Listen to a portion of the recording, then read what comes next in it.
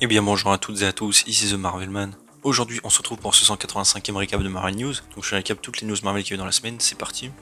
Pour Daredevil Born Again, c'est l'actrice de Jessica Jones, Kirsten Ritter, qui a dit que le personnage était vraiment dans son ADN, et que c'était vraiment facile pour elle de retourner dans le rôle, qu'elle a d'autres choses à faire maintenant, et que bref elle adore le perso et que je pense que tout le monde va être content. Pour le Punisher, vraiment vite fait, on a eu aussi d'autres nouvelles photos encore du tournage, voilà que je vous affiche. Ensuite, alors ça c'est pas complètement une news, mais vous le savez, j'aime bien parler des anciennes séries MCU. Et en l'occurrence, c'est l'actrice de Anna Hellstrom qui a mis une petite photo en disant que le personnage lui manquait, tout ça. Et d'autres acteurs ont réagi. Évidemment, ça tease rien, mais voilà. J'aime bien donner des petites nouvelles comme ça de ces séries. Pour Hawkeye saison 2, c'est Jeremy Renner qui a dit qu'il est sûr qu'il fera une saison 2 et qu'il se prépare tout ça, donc bon, on imagine que ça arrivera au bout d'un moment. Ensuite, par rapport à Captain America Brave New World, déjà on a Harrison Ford, donc Général Ross, qui a dit que pour l'instant on lui avait pas parlé d'un futur ou de revenir dans le MCU. Et aussi par rapport au flop au box-office, Kevin Feige a dit que lui, il pense que c'est parce qu'il n'y avait pas Chris Evans.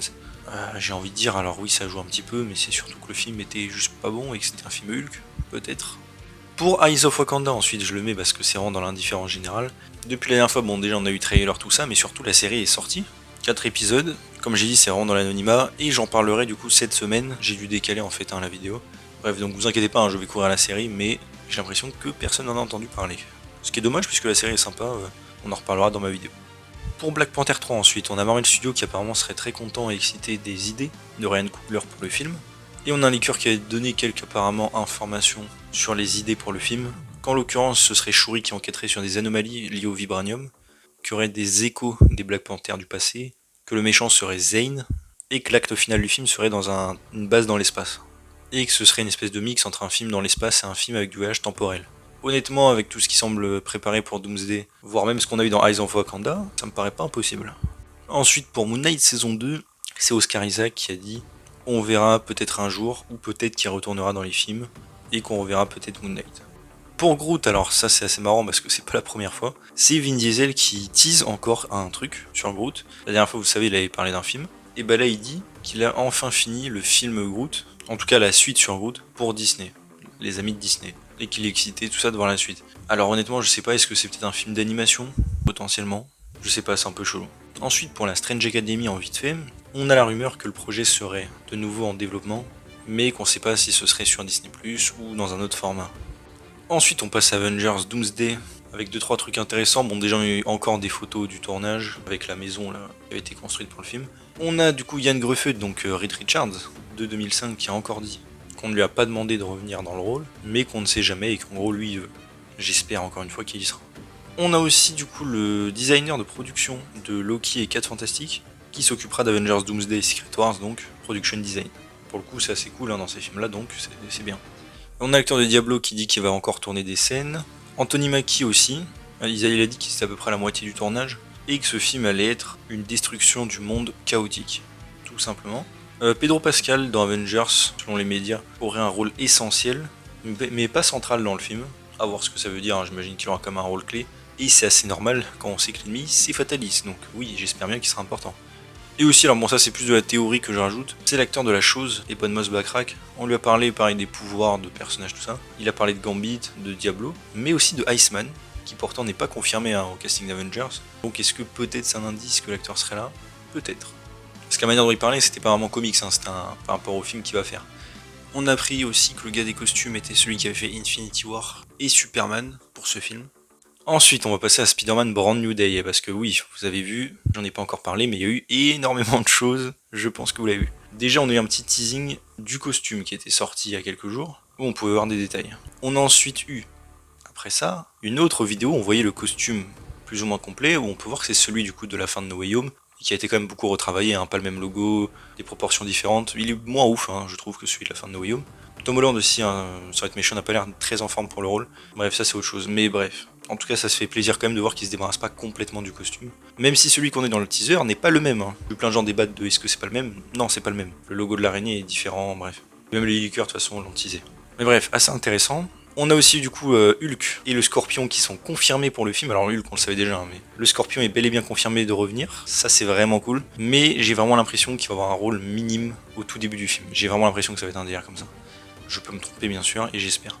À part ça, on a aussi pas mal de vidéos déjà de tournage, en tout cas de préparation. On peut voir une espèce de course-poursuite avec des voitures, une espèce de tank aussi qui a un logo d'ailleurs, des démons de Mister Négative, ce qui semble indiquer du coup que le personnage sera dans le film. Après, c'est pas complètement sûr, mais ça semble probable. D'ailleurs, parmi ces photos, vidéos, tout ça, on a des trucs assez intéressants, c'est que déjà apparemment il y a 60 routes fermées pour le tournage, donc ça va être une grosse scène d'action. On a aussi des infos sur la timeline, des trucs où il y a écrit décembre 2027. Donc à peu près on sait quand le film se passera, 3 ans après la fin de No Way Home du coup. Et sans doute bien avant du coup Avengers Doomsday.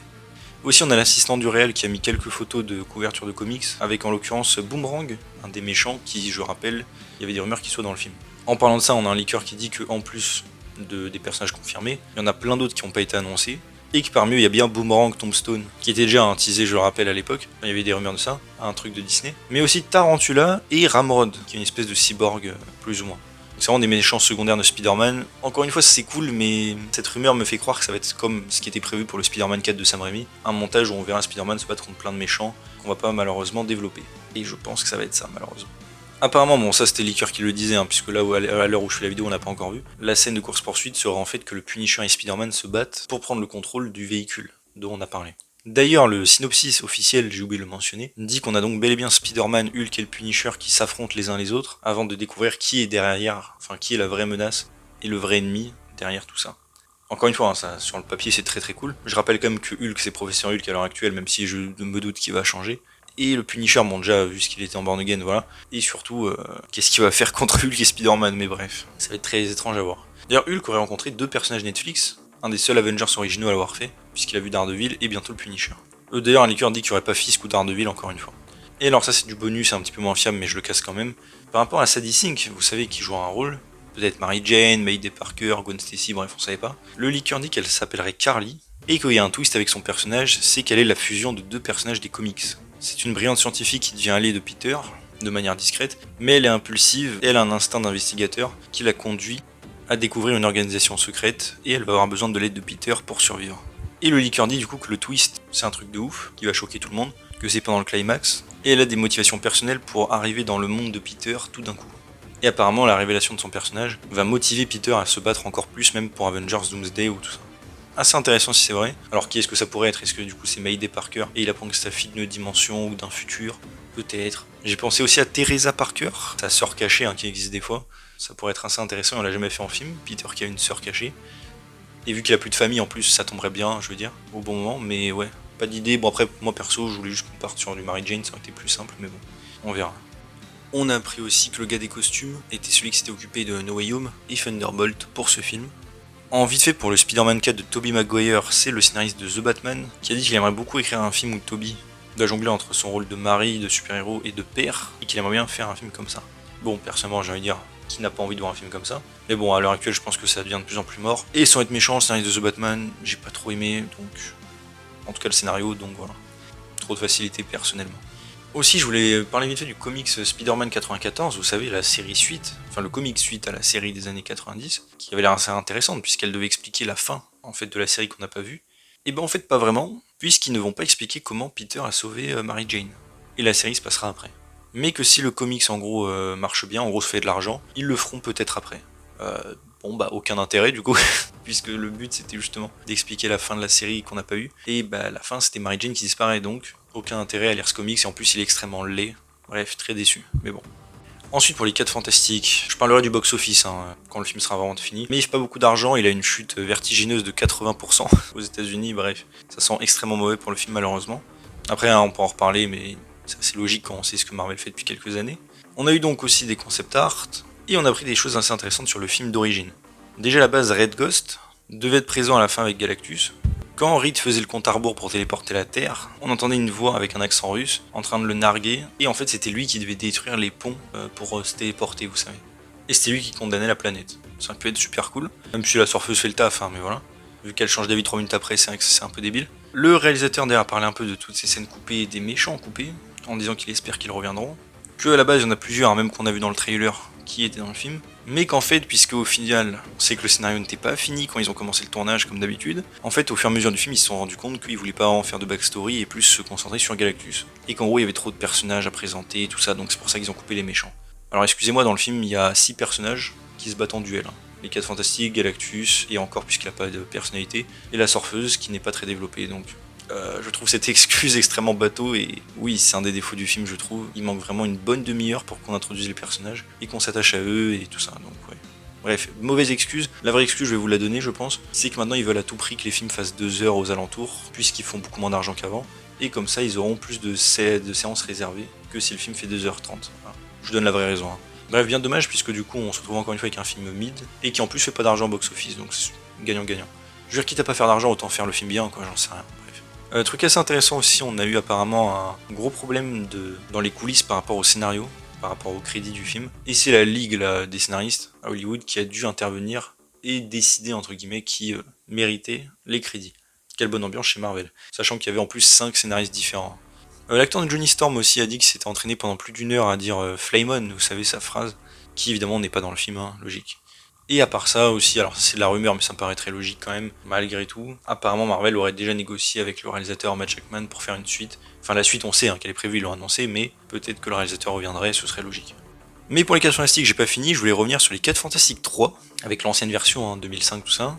Yann Gruffud a un peu parlé de ça, en disant qu'à la base il devait vraiment faire une trilogie, que le deuxième a fonctionné quand même bien et que les gens ont plutôt aimé. Alors après, le grand public, pour lui répondre, oui, sur internet, pas vraiment, mais oui, c'est vrai, il a pas tort. Il dit qu'il a adoré en plus faire le taf avec le Sorcier d'Argent, et qu'il pensait qu'un troisième allait arriver, mais que malheureusement, bah, c'est pas lui qui prend les décisions, donc voilà.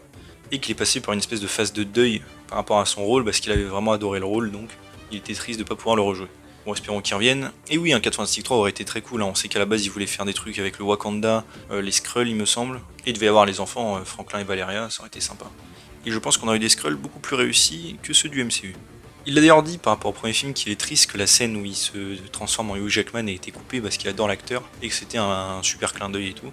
Et oui, il a pas tort, après cette version techniquement dans certains pays existe, cette scène elle est pas coupée. Et il y a aussi la version longue du film qui existe, enfin version étendue où on peut voir en l'occurrence cette scène. Ensuite par rapport aux X-Men du MCU, pareil on a eu des trucs. Déjà officiellement le casting va bientôt débuter et qu'il recherche donc des jeunes talents au lieu d'acteurs connus, principalement pour réduire les coûts. J'ai envie de dire oui, c'est gagnant-gagnant, ça donne de la chance à de nouveaux acteurs et peut-être pour leur talent et pas juste parce qu'ils font vendre, ce serait cool. Et en plus Marvel, oui, en effet réduit les coûts, donc tant mieux pour eux.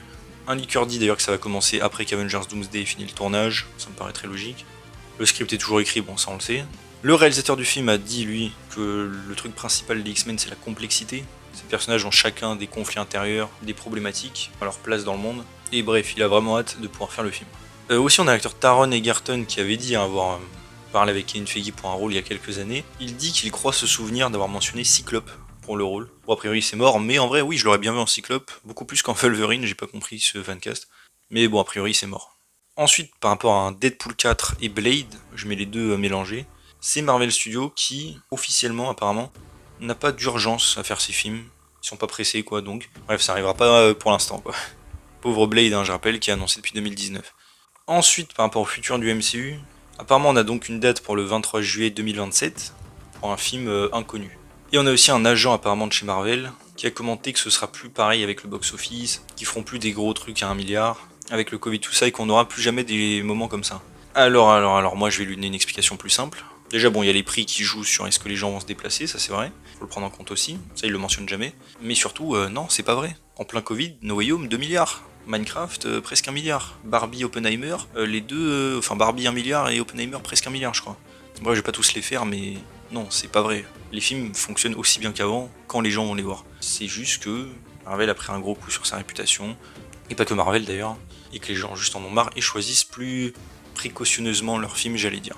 Pareil, je veux dire, le même mois où j'ai un 4 Fantastiques galère, Superman aussi, surtout à l'international, et que t'as Jurassic World qui est en train de péter à côté, non. Vous pouvez pas dire oui, les temps ont changé, non. Juste il y a des licences que les gens aiment plus que d'autres désormais, c'est tout. Et voilà, c'est déjà tout pour ce 185e récap de Marvel News, j'espère que ça vous a plu, si c'est le cas n'hésitez pas à vous abonner, liker, commenter, partager, activer la cloche, à me suivre sur mes réseaux sociaux en description, et on se retrouve bientôt pour une nouvelle vidéo, salut tout le monde.